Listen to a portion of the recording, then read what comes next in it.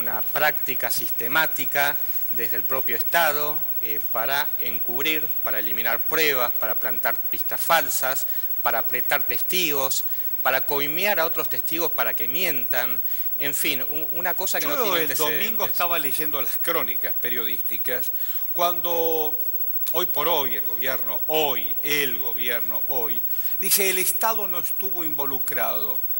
Pero yo me acuerdo que desde la Secretaría de Inteligencia se sacó plata para que el juez Galeano, que entendía en aquel momento la causa, le diera plata al desarmador, que después se recibió de abogado, estamos hablando de Tejeldín. Esa plata salió del Estado, la pagué yo.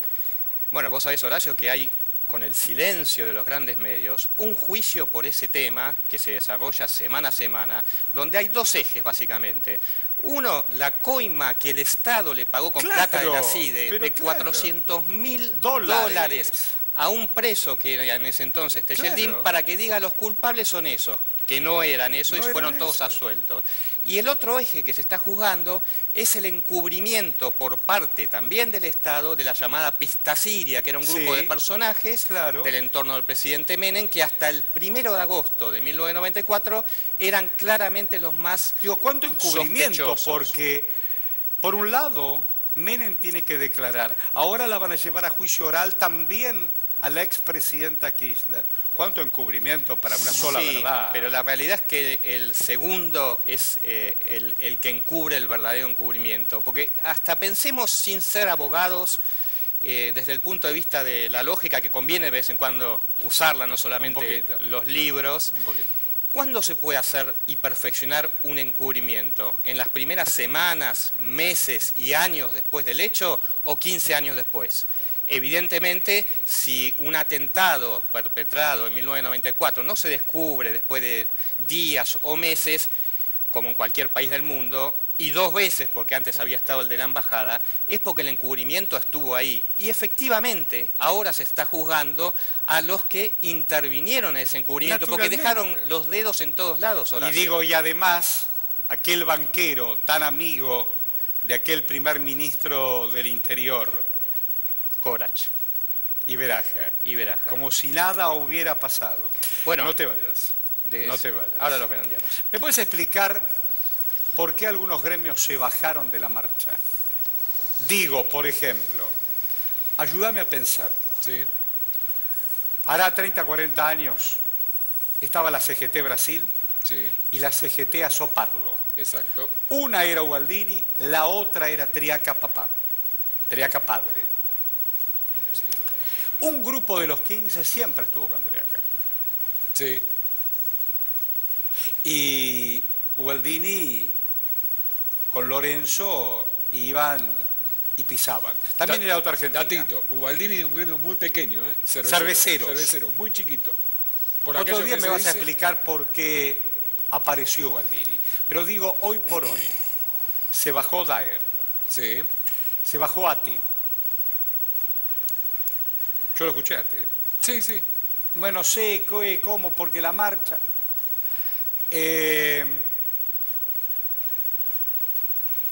¿Se bajó Metalúrgicos? Nunca participó y recordá que retiró su integrante del Consejo Directivo. Esto significa que la CGT está rota. Sí, así que ese triunvirato no está más. Sí, te puedo vender los diarios del grupo. Va y Crónica vienen diciendo desde hace semanas que esto está roto. Hablamos de convivencia bajo el mismo techo. Uno habla con el gobierno y el otro no quiere saber nada. Uno está tratando de hablar con el gobierno porque consideran, atención a este dato que te va a gustar, que el ajuste todavía no empezó. ¿Y el ajuste todavía no empezó?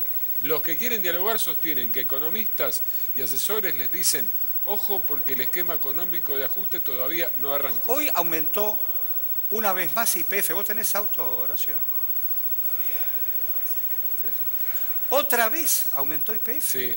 Pero alguien del gobierno llamó por teléfono y le dijo, atención, el precio de la nafta me está disparando la inflación.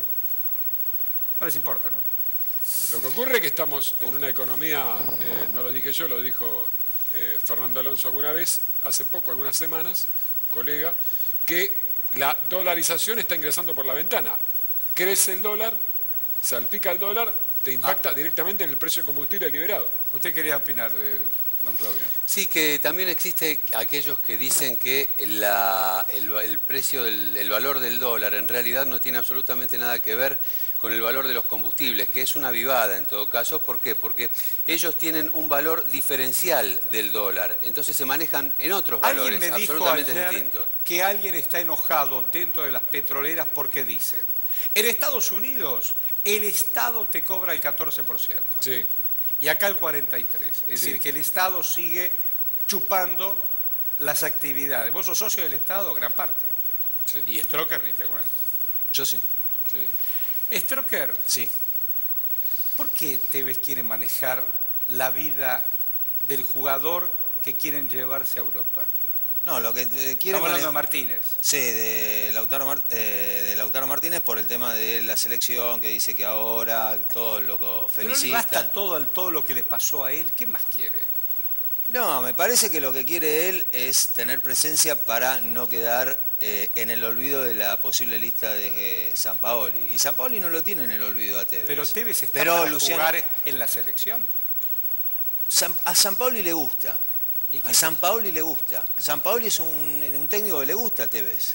Tiene una debilidad por Tevez, como lo tiene, qué sé yo, por Mascherano. Mascherano se fue al fútbol chino y tiene debilidad por Mascherano. Y Mascherano pierde mucho fútbol al salir de Barcelona. Pero Tevez tiene campaña a favor, ¿no? Ni vos ni yo la tenemos. No, obvio. Tevez tiene mucho más de lo que tiene Mascherano a favor, que es un sector de la prensa, está claro. Y va a llevar al jugador, a Lautaro Martínez, el jugador de Racing, lo va a llevar a la gira para jugar frente a Italia y frente a España, lo va a llevar Sampaoli porque también le gusta. Pero si tuviera que elegir más en intimidad, yo creo que lo lleva Tevez. Claudio, tírame otro tema. Horacio, yo me quedé, si me permitís vos me decís otro tema, pero yo me quedé dando vueltas con lo que decía el doctor. ¿Puedo? Si me autorizás, por supuesto. Perdón, es necesario que yo cruce la cancha, Es necesario, es justo y necesario. vaya hasta el arco. Doctor, la realidad es que ¿Usted de pasa qué el manera tiempo... quiere que lo mire? En la nuca no, me pongo de costado, me pongo así. ¿Pero por qué no? No, porque viste el aliento y la mirada en la nuca a mí todavía, No, bueno, pero todavía. estamos hablando de otra cosa. Todavía, bueno. Doctor, pasa el tiempo y yo cada vez entiendo absolutamente menos en el tema relacionado con Lamia, porque ustedes estaban hablando recién de un segundo encubrimiento Claro. para tapar el primer encubrimiento. Lo cierto es que la pregunta concreta a esta altura del partido es, ¿por qué pasó lo que pasó? Porque en realidad se dice, porque Carlos Menem tenía una deuda o porque lo que sea. ¿Por qué pasó lo que pasó? ¿Y cuál es el objetivo final de defender, de ocultar? Porque la realidad es que si a un presidente le hacen estos dos atentados, el de la embajada, después el de la AMIA, lo primero que tiene que hacer para defender su propio gobierno, ¿qué es? Decir, bueno, tratar de buscar al culpable. Fueron ellos, y ver de qué se trata. Pero acá lo que veo es que se sigue hablando del encubrimiento, los culpables de acá, los culpables de allá, y la realidad cada vez me confundo más. Discúlpeme, pero no puedo terminar de entender a quién quieren tapar y por qué.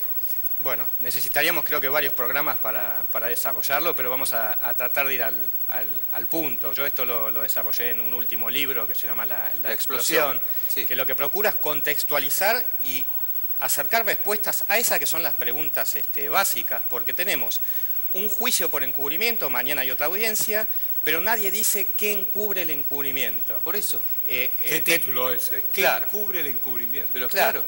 porque tenemos a jefes policiales que dejaron los dedos destruyendo cassettes, destruyendo pruebas, Usted habla precisamente de todas las fuerzas. todas las fuerzas, y están sentados en el banquillo de los acusados. El jefe de la CIDE, Anzorregui, consiguiendo la plata para pagar a una persona. Los dos exfiscales, que ahora el ministerio no los quiso acusar, pero que eran los colaboradores de Galeano.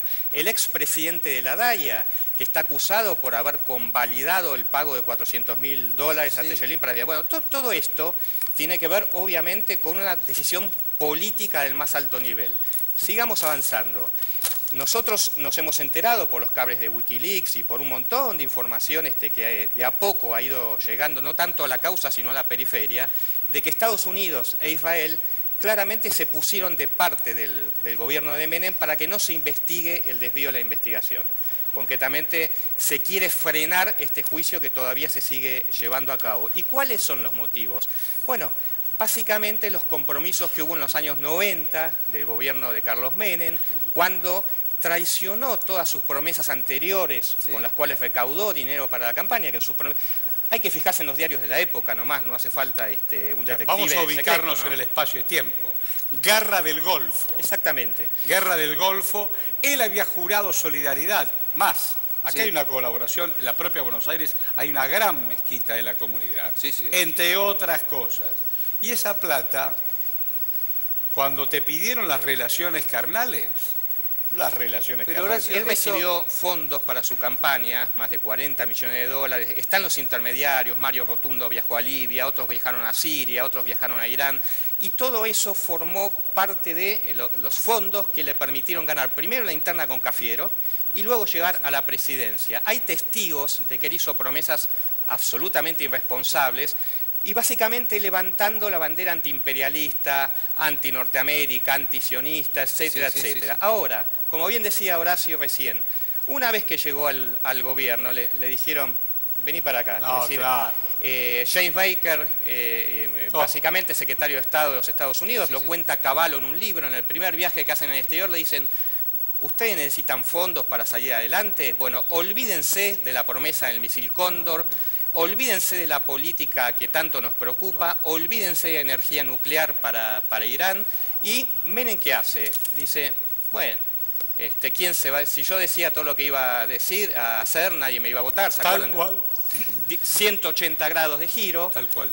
Relaciones carnales, alianza, el único país de Latinoamérica que manda las naves al Golfo, como recién recordaba Horacio. Manda carne... ¿Acá no es el rey de la carne? El rey de la carne. Samid. Carne de Samid. Bueno, la cuestión es que pasa a ser considerado un traidor para el mundo que lo había llevado No te vayas. Y después seguimos. Yo tengo que hablar con el doctor Marcelo Lubienicki. Muchísimas gracias, doctor. Mi nombre es Embón. ¿Usted me está escuchando? Hola, bien. Hola, buenas noches. Buenas noches. ¿Le puedo hacer una pregunta que me la vengo preguntando desde que conocí la muerte de Débora? ¿Por qué una persona se puede morir, de hecho murió, después de un estudio de rutina? Bueno, le voy a explicar. Hay dos tipos de muerte. La muerte natural, que es la persona que fallece por causas naturales, o sea, una persona anciana, una persona enferma, lo que se llama muerte dudosa. Sí. En este caso, que ya hay una intervención judicial con una tipificación de homicidio culposo, es una muerte dudosa. Sí. ¿Cuáles son las causales de esta muerte? Queda en la investigación de lo que es la autopsia que se está realizando, que sí soy. Sí. ¿Cuáles son las presunciones que yo como abogado especialista en mala praxis, que también soy médico, y nos hacemos en el estudio, en el equipo del estudio acá del doctor Arrechea, es lo siguiente: yo estoy casi convencido que podría haber sido una muerte por una causa mecánica. O sea, las teorías que se están manejando de la causa de la muerte de esta periodista son dos. Una, que es la causa por anestesia, la cual yo es la que menos considero. ¿Por qué? Porque para hacer una endoscopía se hace una simple sedación. Claro. Y es muy dificultoso una simple sedación, que sería como tomarse un somita a la noche. O sea, es una relajación, no es una anestesia de una cirugía, produjo el fallecimiento. Sí. Entonces, la segunda causa que podemos tener es lo que se llama una causa mecánica, o sea, causa producida por el estudio que se está haciendo. Una endoscopía no es un estudio extremadamente invasivo, sí es molesto. Lo más importante es no generar preocupación a la gente, o sea, no es un estudio que porque se hace trae que el paciente fallezca, sino que este es un caso particular que hay que estudiar muy profundamente y muy seriamente. Yo le voy a preguntar al abogado y al médico. Ayer yo vimos todos, un comunicado del sanatorio que no tenía firma, donde nadie se hace responsable. Digo, ¿no hubiera facilitado, no facilitaría que los responsables, o médicos, ahí está, o legales, digan algo más, que lo sienten con profundidad lo que ocurrió? Claro. le voy a explicar algo que yo lo viví internamente cuando trabajaba como médico. Así como se podía ver ayer por todos los programas el shock que tenían los periodistas, Y sí. cuando en un sanatorio, hospital o cualquier clínica se produce un hecho de fallecimiento que se sabe que va a ser mediático porque es de una persona conocida, también se crea un shock interno. Entonces, se empiezan a jugar hipótesis, responsabilidades, qué decir, quién lo va a decir, se tiene que conseguir el asesoramiento de una voz. Entonces, a veces se hacen cosas a lo que yo considero una desprolijidad de un sanatorio de primer nivel como es el de la Trinidad, que es hacer un informe tan leve, con tan poco contenido y sin firmar. O sea, yo creo que eso fue una desprolijidad. ¿Está mal que se haya hecho así? No, se puede hacer, ¿entiendes? Pero crean dudas, porque quiere decir que nadie se quiere hacer responsable de lo que se dice. O sea, La verdad, yo digo, a esta altura de la condición humana, que nadie se haga responsable de la vida del otro, ni quiero pensar alguien que tenía hoy programado una endoscopía en la Trinidad. No hay. Hoy no hay. Si alguien hoy fue a la Trinidad porque tenía que hacerse una endoscopía, amén. Digo, no se está a la altura de las circunstancias. Porque una cosa es que te cobren la hotelería. O sea, no hay... Lo más importante es no hay que crear en la gente ni miedo ni pánico para un estudio que es tan frecuente y de tanta realización. Pero para diaria. que eso Entonces, no ocurra, alguien tiene que explicármelo. Claro, o sea, por eso le estoy diciendo, acá va a haber cosas importantes que como están trabajando en la Fiscalía. Ya se hizo el allanamiento con el secuestro de la historia clínica. Digo, ¿dónde está Para el poder dueño analizar... de esta corporación médica? ¿Dónde está el director médico? ¿Por qué no se pone la cara? ¿Por qué no se da la cara? No Claro, se lo que pasa es que es explica. así, o sea, todo ahora va a depender, o sea, desde que pase una muerte va a depender también del asesoramiento de los abogados que tenga la clínica, o sea, la parte de quién va a aparecer, como hay mucho asesoramiento legal. Demasiado por parte asesoramiento legal. De los estudios que defienden a la Trinidad. Yo digo, demasiado asesoramiento legal para esconderse frente a una verdad que no tiene argumento, porque yo entiendo lo que significa la autopsia. Entiendo perfectamente. Entiendo también lo que significa el homicidio culposo o no. Yo quise, no pude, no supe, qué sé yo.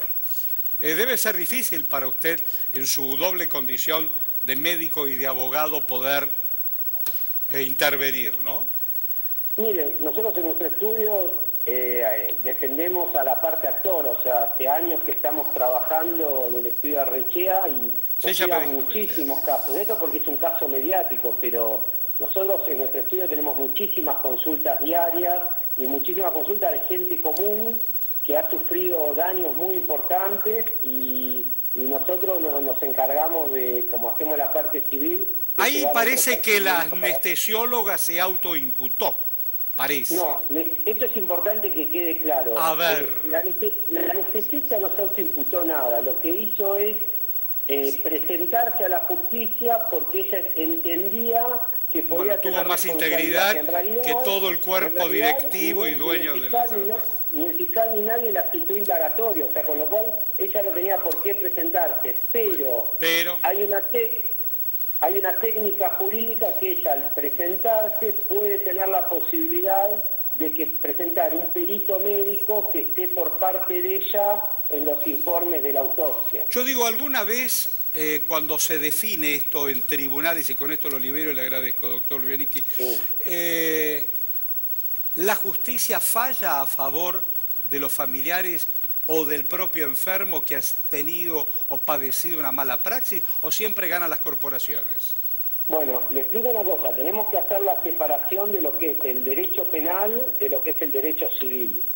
Con respecto al derecho penal es muy, pero muy difícil comprobar una mala praxis, ¿no? Porque obviamente estamos en la base de que no es una ciencia exacta y tiene que haber un muy buen equipo de abogados de la parte actora que acompañen a todo lo que es la instrucción como querellantes. Eso en la parte penal.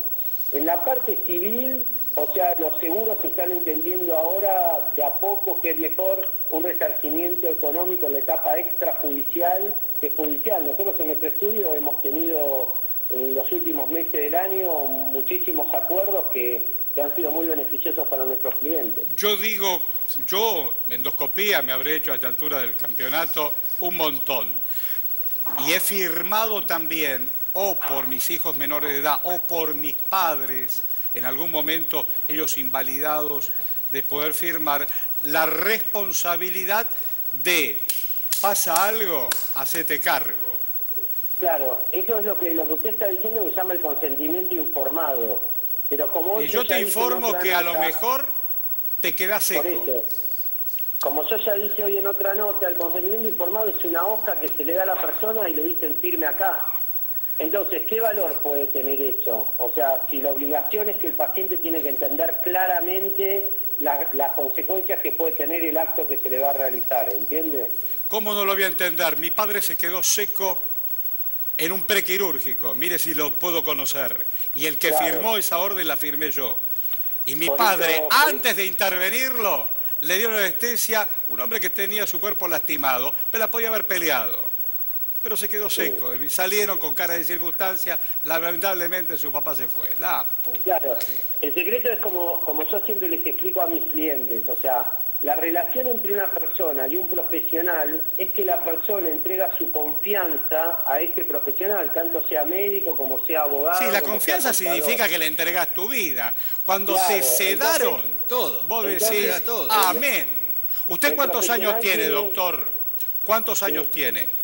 Yo tengo 47. Ah, bueno. Después de los 50 se va a tener que hacer cierta sedación para determinados controles que tenemos los varoncitos. Yo ya me lo hice un rato largo porque ya pasé un rato largo de 50. Pero vos decís, amén, sedación y a bailar. ¿Qué sé yo? Claro, o sea, hay que analizar, como uno como abogado especialista en mala praxis, lo importante es analizar cada caso en particular y no lo general. O sea, yo lo que le digo es, obviamente que a todo paciente que se le hace una anestesia no tiene complicación, y capaz un caso particular, un paciente entra a hacerse una cirugía estética y termina neurológico, un vegetal, o sea, cada caso es un análisis particular. Pero esta muchacha aparentemente tenía solamente una molestia gástrica. Acá Claudio, que es un hombre también de ciencia, quiere hacer una pregunta. Doctor, mucho gusto. Claudio Arredondo es mi nombre. Le quiero preguntar, usted se refirió a dos causas posibles. Una causa mecánica, una de las posibilidades, y la otra habló de quizás algún problema durante la anestesia. La pregunta mía... Usted dice que la anestesia no, ¿eh? No, usted dijo que lo descartaba prácticamente, pero hablaba de una posible causa mecánica.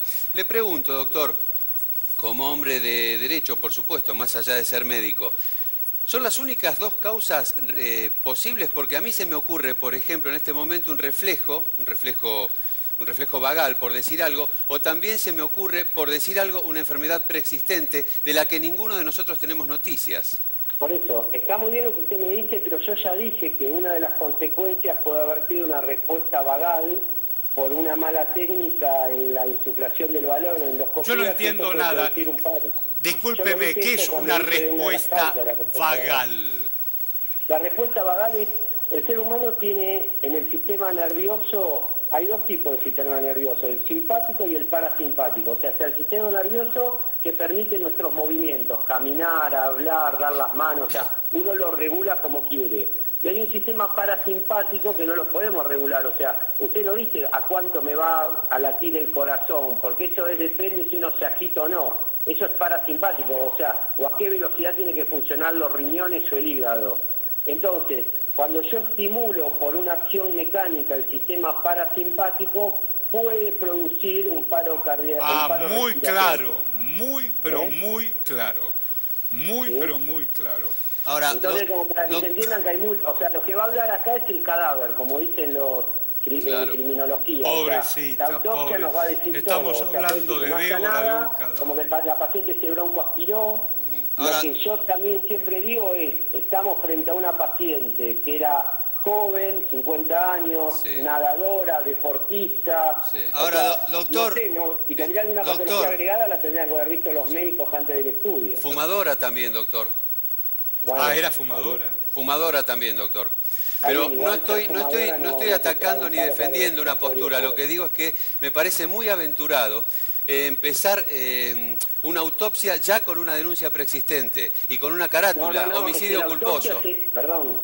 perdón, no sé quién es usted, pero la autopsia se hizo por la denuncia, o sea, se hace una denuncia, Sí. ¿usted conoce cómo es el procedimiento penal? Sí, lo conozco. El que lo le conozco. habla es Claudio Arredondo, Lo que es un conozco, hombre doctor. también de ciencia. Pero lo que pasa es que... Por eso le digo, la pareja hizo una denuncia Sí, en la comisaría porque una muerte dudosa. Sí. Al hacer la denuncia, la comisaría toma y se va al fiscal. Ajá. El fiscal toma esa denuncia y si ve que se puede Claro. seguir la instrucción, le pide al juez que actúe. Claro. Ahora, doctor, Entonces, se pide el secuestro del cuerpo y se hace la autopsia, pero no es que se hizo una autopsia No, antes de la denuncia. perdóneme, usted tiene razón. Lo que yo quiero decir es apuntalar esta denuncia justamente pensando en que evidentemente lo que existe es mala praxis, cuando en realidad, como bien usted dice, la denuncia se hace solamente para que se llegue a una autopsia, para ver cuáles fueron las causas de muerte, ahí va. sin anticiparnos Ahí va. a lo que pasó. Claro, Ahí va. por eso le digo, Bueno. pero fíjese que la fiscal puso homicidio culposo. Sí. No puso muerte dudosa, puso Ajá. homicidio culposo. O sea, estoy investigando sobre un homicidio culposo. Listo. Claro. Bueno, Tiene razón, doctor. doctor Bueno. Lubianichi, muchísimas gracias, nos ayudó a pensar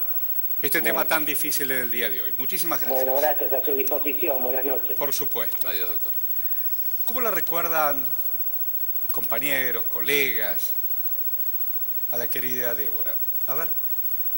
Parece mentira, la verdad todavía no lo podemos creer. Nos pasan un montón de cosas por la cabeza, cosas desde lo inexplicable, porque vos viste cómo es esto, ¿no? Que la muerte no tiene explicación. Más aún cuando se trata de alguien muy cercano, muy conocido, y después en una situación por la cual seguramente pasamos cualquiera de nosotros. ¿Quién no se hizo un estudio de este tipo y después se fue a casa? Y la verdad que nos duele en el alma y cuesta hacer un móvil, cuesta contar, recordar, porque se te vienen miles de recuerdos y decís dos palabras y te pones a llorar, porque la verdad era una persona genial, era una mujer con muchas inquietudes, una buena mujer, un ser humano espectacular, y no por nada hoy todos la recuerdan, muchos la lloramos y todos tenemos alguna anécdota, algo como para resaltar de ella, ¿no? La última vez que la vi cuando fue ese miércoles negro que se denominó después del primer Ni Una Menos, en la que todas las mujeres nos vestimos de negro y nos juntamos allí en la Plaza de la República y en el Obelisco, y llovía mucho. Por eso la imagen que tengo hoy día de Débora era totalmente mojada por la lluvia, con un micrófono y con otras colegas también cubriendo lo que fue ese miércoles, que fue el paro internacional de mujeres también. Así que un recuerdo a una mujer que dejó su profesión valientemente para comenzar a hacer algo por los otros y principalmente por las otras, porque tenía ganas de empezar a trabajar lo que tenía que ver políticas públicas de género en defensa y para trabajar por la igualdad y equidad de oportunidades de las mujeres y los varones. Yo creo que siempre la podemos recordar con una sonrisa. Era la chica de la sonrisa, que nunca te traía un mensaje de mala onda, que nunca te decía, mira, me pasó esto. A mí me decía Fabi o Fabito, pero porque ella tenía un sentido muy dulce de la vida, mucha humildad, mucha simpleza. Yo hoy decía que era la novia de todos, porque digo, todos en algún momento... Contá esa que estuvo bueno. Todos en algún momento soñamos con ser el novio de Débora, porque era una chica bellísima por dentro y por fuera. Y nos da mucha bronca que sucedan estas cosas, porque son estas muertes que uno no las tiene y que decís, cacheteame, pegame, porque no es cierto. Tal cual. Bueno, último momento.